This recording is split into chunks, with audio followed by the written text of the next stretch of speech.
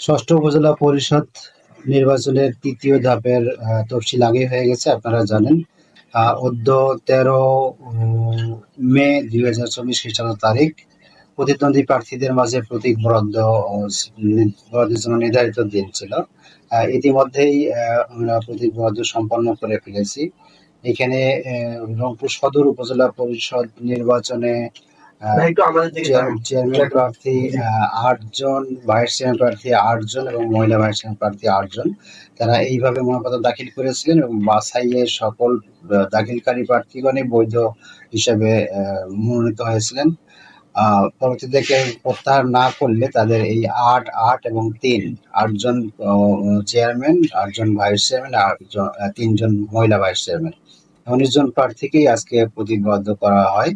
এবং অপর উপজেলা গঙ্গাচড়া, সেখানে প্রার্থীর সংখ্যা আপনার কি বলবো একই সমান, অর্থাৎ এখানে ১৯ জন, সেখানেও ১৯ জন। গঙ্গাচড়া উপজেলায় প্রার্থীর সংখ্যা চেয়ারম্যান পদে ৭ জন, আর ভাইস চেয়ারম্যান পদে ৭ জন এবং মহিলা ভাইস চেয়ারম্যান পদে ৫ জন। অবশ্য চেয়ারম্যান পদে ১০ জন প্রার্থী মনোনয়নপত্র দাখিল করেছিলেন, তাদের মধ্যে ২ জনের প্রার্থিতা বাতিল হয়ে যায়।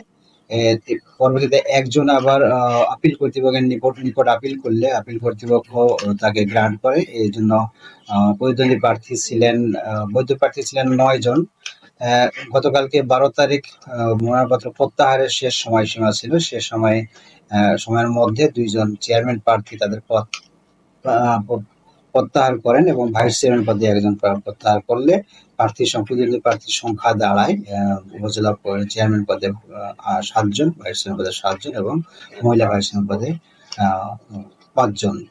এই মিলে আমাদের ২ উপজেলায় ১৯ জন করে প্রার্থী রয়েছে। আমরা একাধিকবার প্রার্থীদের নিয়ে বসেছি, আচরণ বিধিমালা সম্পর্কে তাদেরকে অবহিত করেছি এবং আজকেও প্রতীক বরাদ্দের পাশাপাশি আমাদের আচরণ বিধিমালা নিয়ে আমরা চুলচেরা বিশ্লেষণমূলক আলোচনা করেছি, তাদেরকে অবহিত করেছি। এবং আপনারা জানেন আজ থেকে আমাদের নির্বাহী ম্যাজিস্ট্রেটও নিয়োগপ্রাপ্ত হয়েছেন। তিনি আচরণ বিধিমালার কোথাও লঙ্ঘিত হলে তাৎক্ষণিকভাবে মোবাইল কোর্টের মাধ্যমে ব্যবস্থা নেবেন। পাশাপাশি আমাদেরও নজরদারি থাকবে অ্যাজ এ রিটার্নিং অফিসার।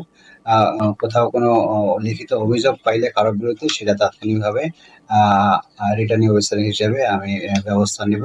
প্রয়োজন হলে তাকে সাবধান করব, শোকজ করব, বা গুরুতর কোনো আচরণবিধি লঙ্ঘন করলে কেন তার বিরুদ্ধে প্রতিটা বাতিল করা হবে না, সে মর্মে তাকে কারণ দর্শানোর নোটিশ দেওয়া হবে।